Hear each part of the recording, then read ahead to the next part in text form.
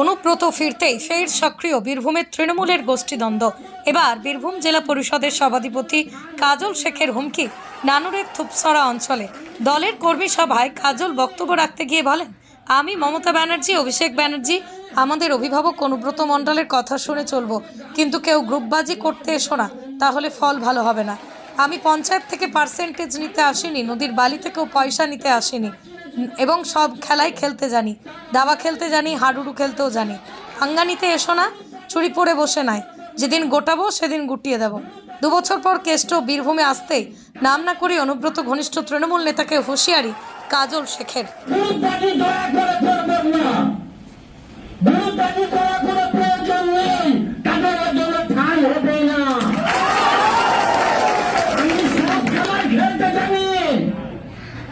আমি দাবা খেলা খেলতে জানি, হাডুডু খেলতে জানি।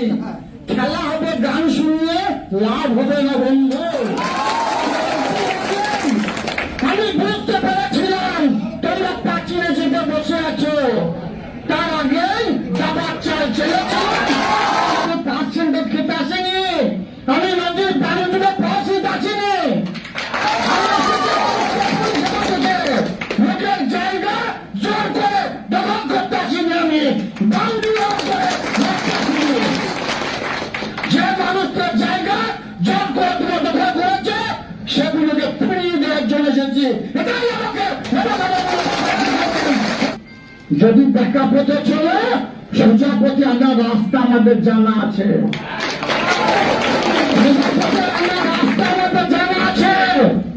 রাজ্যের নেতৃত্বের কাছে সব খবর প্রতিটি মুহূর্তে পৌঁছাচ্ছে।